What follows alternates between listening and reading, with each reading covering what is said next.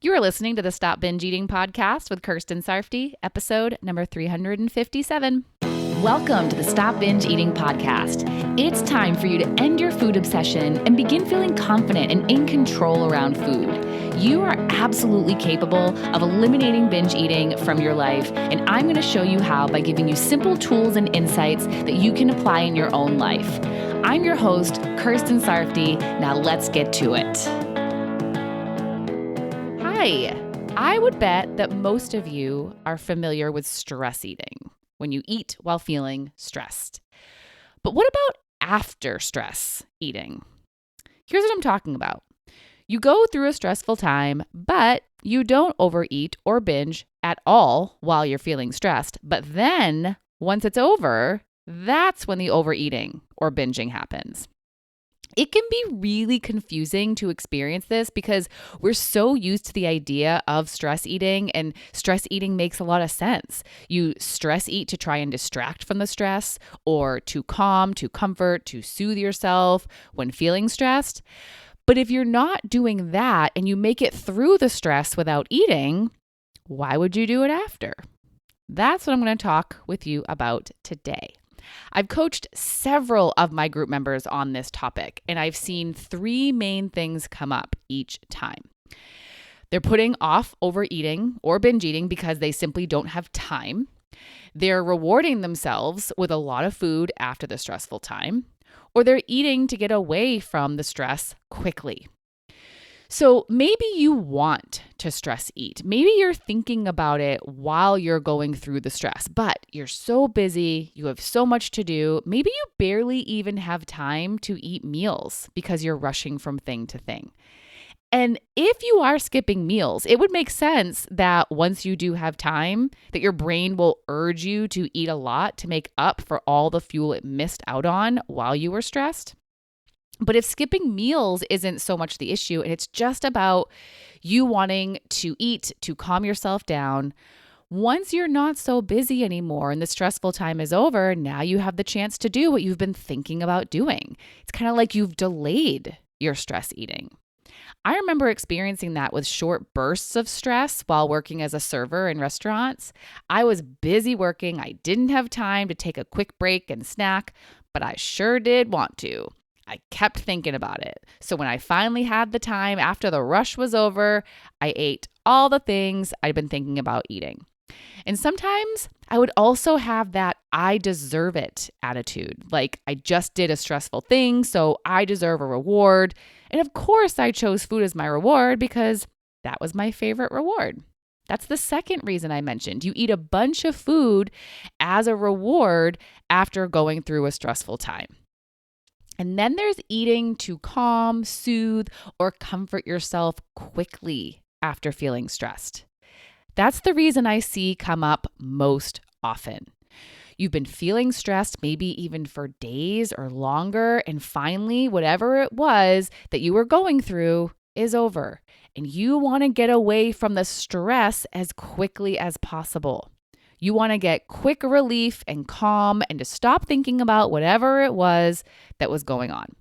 And you think that eating food will get the job done. And it'll get the job done quickly. Eating food will provide you with quick relaxation, quick calming, quick soothing. It's all about what will give you the fastest relief from the stress. Basically, you're trying to regulate your emotions as quickly as possible. And yeah, eating food will help you do that. Maybe because it's a distraction from the stressful times, or maybe because of the effect it has on your neurotransmitters or hormones, creating that feel-good feeling in your brain. Now, it's not always bad if you do that. Like with most things, if you do them in moderation, it's fine. If you eat a moderate amount of food after feeling stressed and you don't experience any negative effects, it's not a problem. But if it's excessive, that's when you might then experience physical discomfort or uncomfortable emotions, which is not at all what you were trying to create by eating. And for some of you, you might then start stressing about all that you ate. So you bring yourself back to stress. And if you're someone who has a hard time eating only a moderate amount, especially when you're so eager to feel more relaxed, and when you think that eating is not only the way to relax, but to stay relaxed, then it's likely you'll fall into eating excessively. So if you don't want to be eating excessively after periods of stress, here's what you can do. 1, make sure you're prioritizing eating adequate meals. And I want to emphasize the adequate part. Don't fall into all or nothing where it's either a super healthy meal or nothing. Some fuel is better than no fuel. Your body and brain will appreciate it. When you feel hungry, do what you can, eat when and where you can. Just do your best to eat until you're full. And if it's not the most mentally satisfying meal, remind yourself that this is more about fuel. And it's okay if not every meal is super satisfying. Just do your best to make it physically satisfying so you're not running on fumes and then binging later when you do have time. 2, prioritize rest and pleasure during periods of stress, even if only for short periods of time. 1 minute of focused deep breathing is better than not doing anything calming.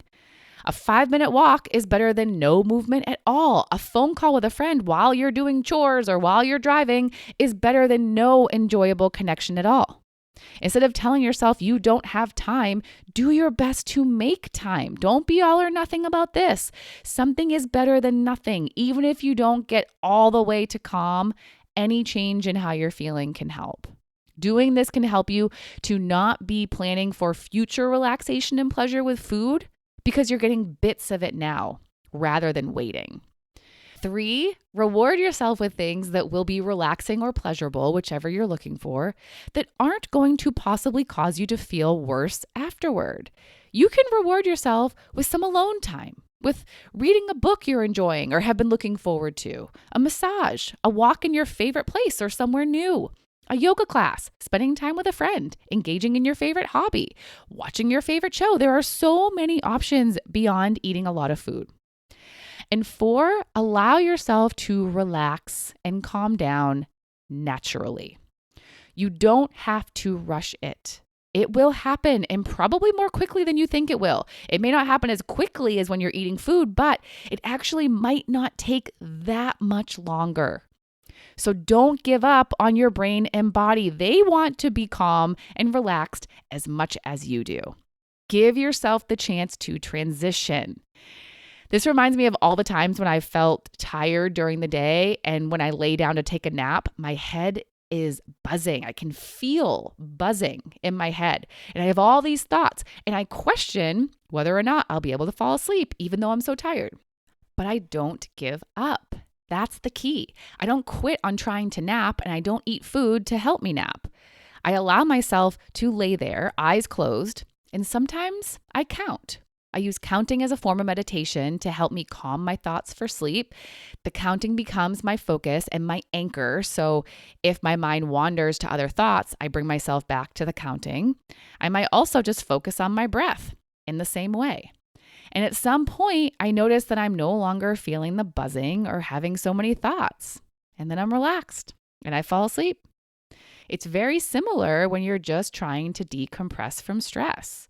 You can put your focus on something else, whether it's a book or the TV or a person. But say that you're out of the stressful situation and are having a hard time not thinking about it anymore. That's when I'd recommend you either talk about it or write about it. So much calmness and relief can come just from getting your thoughts out of your head. And through talking or writing, you can also work on resolving your stressful thoughts. You can help yourself get to a place where you're letting it be over, where you're letting yourself move on from it, and you're letting it be what it was. You can calm down your thoughts. And when you do that, your feelings, your body, your brain will calm down too. So you can let it happen naturally as you switch gears into a relaxing activity. You can help assist it happening by writing or talking, and you will get there. Be patient. You can create calm without eating even one bite of food.